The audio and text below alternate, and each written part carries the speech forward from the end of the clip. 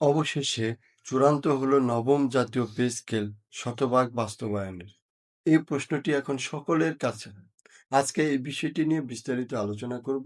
আমরা একটি কথা বলে নেই যে নবম জাতীয় পে স্কেল নিয়ে বিশেষ করে মাননীয় অর্থমন্ত্রী বাজেট অধিবেশনের সময় ঘোষণা দিয়েছিলেন বাস্তবায়ন করার জন্য, এবং আগামী মাসের পহেলা জুলাই থেকেই নবম জাতীয় পে স্কেল কার্যকর হচ্ছে। এটা যেমন সঠিক, মাঝখানে যেহেতু অর্থমন্ত্রী বলেছিলেন কয়েকটি ধাপে ধাপে বাস্তবায়িত হবে, তারপর থেকে চারিদিকে বিভিন্ন ধরনের জল্পনা কল্পনা চলছিল যে আসলে কতটুকু বাস্তবায়ন হবে, কিভাবে হবে, এই ধরনের বিভিন্ন প্রশ্নগুলো।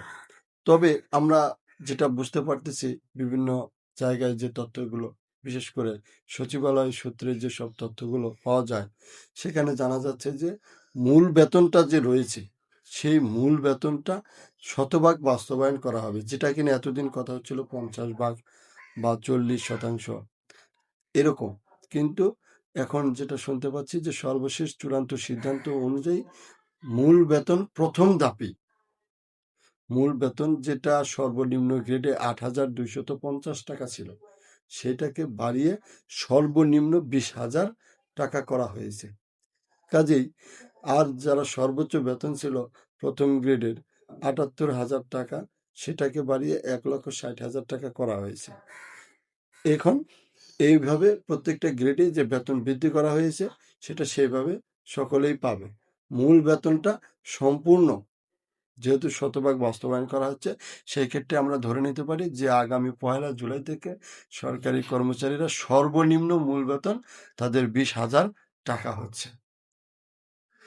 এখন এই 20,000 টাকা যদি সর্বনিম্ন হয়, তাহলে সরকারি বর্তমান বাজার দর অনুযায়ী, যেহেতু 11 বছর পরে, এটা সকল সরকারি কর্মচারীদের দাবি ছিল, যদিও দ্বিতীয় অর্থ বছরে অন্যান্য সুযোগ সুবিধাগুলো বৃদ্ধি করা হয় তাহলে সমস্যা হবে না, কিন্তু এতদিন যেটা শোনা যাচ্ছিল যে ওই 30% বা 40% বৃদ্ধি করলে আসলেই সরকারি চাকরিজীবীদের কোনো কাজে লাগতো না, বরঞ্চ তারা আরো বেশি বিপদে পড়ে যেত।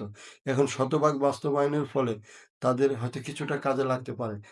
কারণ খুব যে কাজে লাগবে সেটাও না, কারণ এই পরিমাণ দ্রব্যমূল্যের যে দাম, আর প্রত্যেকটা জীবন ধারণের যে মানুষের প্রয়োজনীয় জিনিসগুলো রয়েছে, সেটা কিন্তু এই 10-11 বছরে কয়েক গুণ বৃদ্ধি পেয়েছে।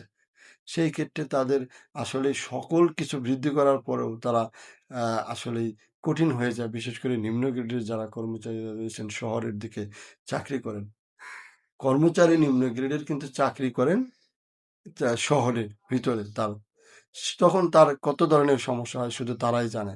কারণ যে বেতন, এই বেতন দিয়ে তাদের রুম ভাড়া, গ্যাস বিল, পানির বিল, বিদ্যুৎ বিল এবং বাচ্চাদের লেখাপড়া, বাবা মায়ের ওষুধ, চিকিৎসা সহ পরিবার পরিজনের ভরণ পোষণ সকল কিছু মিলে আসলেই তারাই বোঝে যে কতটুকু সমস্যার মধ্যে দিয়ে তারা যাচ্ছে। তাই আমি সরকারকে অনুরোধ করব যে যে সিদ্ধান্তটি হয়েছে, যেটা আমরা শুনতে পাচ্ছি যে শতভাগ বৃদ্ধি করা হচ্ছে মূল বেতন, সেটা যেন অবশ্যই বাস্তবায়ন করা হয়, এবং সেটা যেন কখনোই এর বাইরে না যায়, এবং বাস্তবায়ন যেন হয় অবশ্যই। এই বিষয়টি আমি সরকারকে বাস্তবায়ন করার অনুরোধ জানিয়ে আজকে ভিডিও এখানে শেষ করছি। সকলেই ভালো থাকবেন। ধন্যবাদ।